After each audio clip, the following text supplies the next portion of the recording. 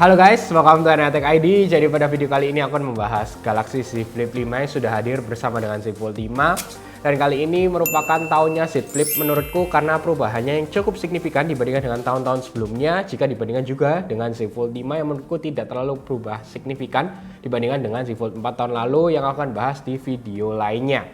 Jadi tahun ini menurutku Z Flip 5 ini sebuah icon yang sangat penting bagi Samsung karena memberikan dua hal yang sangat menarik, di mana outer display yang sangat besar di tahun ini serta untuk hinge-nya adalah mekanisme baru sehingga lebih tipis dan tidak ada gap ya, hampir tidak ada, sehingga bisa memberikan experience yang lebih baik, lebih tipis dan juga dengan beratnya walaupun di Z Flip 5 ini sama sih dengan Z Flip 4 yang sebelumnya. Hanya saja untuk dust resistance masih tetap tidak ada, tapi Samsung terus bekerja keras untuk itu. Jadi masih mendapat IPX8 di mana pastinya tetap tahan air di Galaxy Z Flip 5 tahun ini. Jadi overall aku sudah mencoba sangat puas dengan hasil yang diberikan, walaupun bisa aku bilang ini masih first impression.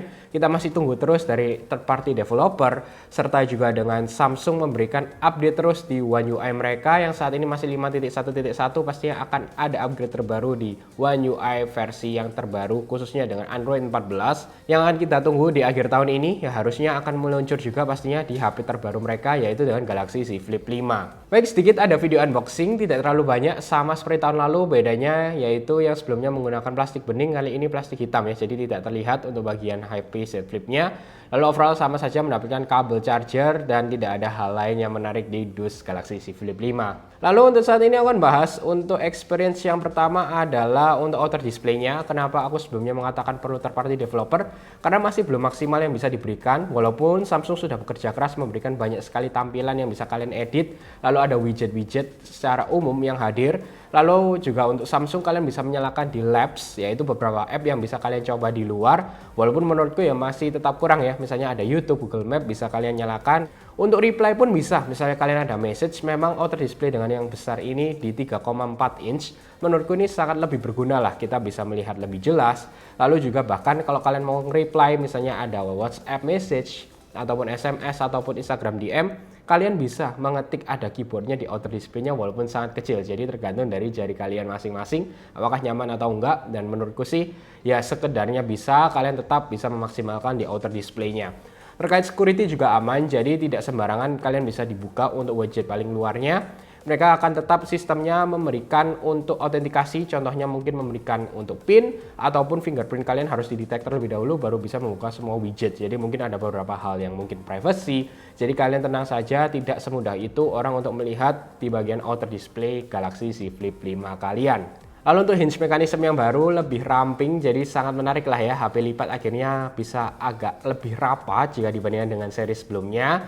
Lalu juga di sini yang mungkin aku kurang atau kecewa adalah terkait crease-nya di bagian displaynya, walaupun sudah sangat rapat ya. Tapi walaupun aku mengatakan bahwa crease-nya ini tidak terlalu mengganggu dalam keadaan sehari-hari, hanya saja pastinya berharap setiap tahun ini sudah seri kelima, setidaknya crease-nya lebih tidak terlihat. Hanya saja menurutku masih sama saja jika dibandingkan dengan Z Flip 4, untuk crease-nya tetap saja terlihat dan sangat terasa di Galaxy Z Flip 5 tahun ini. Untuk displaynya pun tidak ada perubahan signifikan, sama di 1080p, tapi terima kasih juga terkait brightness-nya, Samsung menggunakannya 1750 nits. Jadi jika kalian di outdoor harusnya akan sangat membantu lebih terang di Galaxy Z Flip 5 tahun ini. Untuk body overall tidak ada perubahan signifikan, tetap dengan armor aluminium yang dikatakan oleh Samsung yang terbaik dari mereka. Lalu juga untuk Gorilla Glass Victus-nya kali ini upgrade dari Victus Plus ke Victus 2. Jadi overall kalian akan merasa lebih aman aja sih mendapatkan itu. Walaupun untuk aku sendiri pastinya tetap akan menggunakan casing. Masuk ke bagian kamera, Z Flip 5 tidak ada perubahan signifikan tahun ini ya, jadi tidak ada perubahan sama sekali untuk hardware-nya. Untuk kamera depannya di 10 megapiksel itu sedikit ada perubahan, walaupun menurutku tidak signifikan, tapi adanya sedikit hasil yang pastinya mungkin dalam hal tertentu, skenario tertentu sedikit lebih baik dibandingkan dengan Z Flip 4. Terima kasih kepada computational fotografi yang diberikan di Z Flip 5 dan juga karena dengan chip yang terbaru 8 Gen 2 dengan ISP yang sedikit berbeda, sehingga pastinya akan memberikan hasil yang sedikit berbeda juga jika dibandingkan dengan Z Flip 4. Lalu sekarang masuk ke bagian chipsetnya, yaitu dengan 8 Gen 2 yang sama digunakan di Galaxy S23 Ultra di awal tahun 2023 ini, dengan hasil yang menurutku ya cukup baik, tapi tetap saja nggak mungkin kalian bisa memaksimalkan gaming di body setipis dan seringan ini.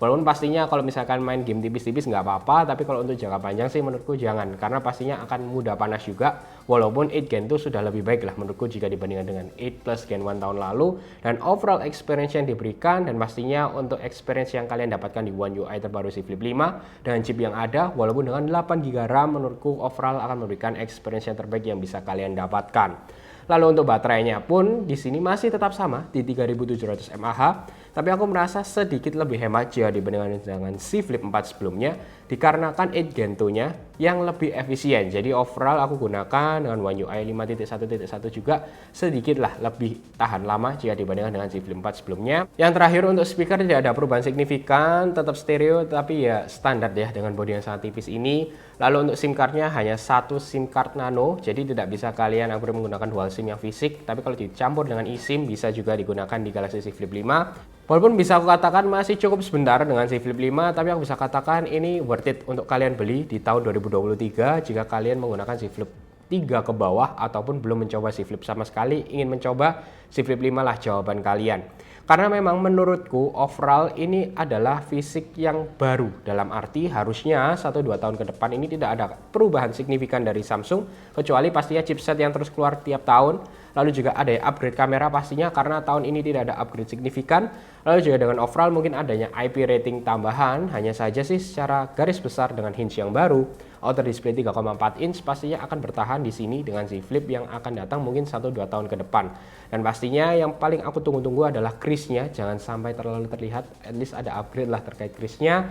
Dan juga dengan kameranya, semoga nanti di tahun-tahun yang akan datang memberikan experience jauh lebih baik, tetap bisa memberikan high-end flagship experience untuk hasil foto dan juga hasil videonya. Itu aja yang ingin share ke kalian. Bagaimana menurut kalian? Langsung aja komen di bawah, kita bahas bersama. Dan aku masih akan tunggu dengan upgrade software dan juga experience yang aku akan share lebih dalam lagi dengan kalian dengan si Flip 5 di tahun 2023. Oke, semoga kalian suka dengan video ini. Jangan lupa untuk share, like, subscribe, dan sampai ketemu di video selanjutnya.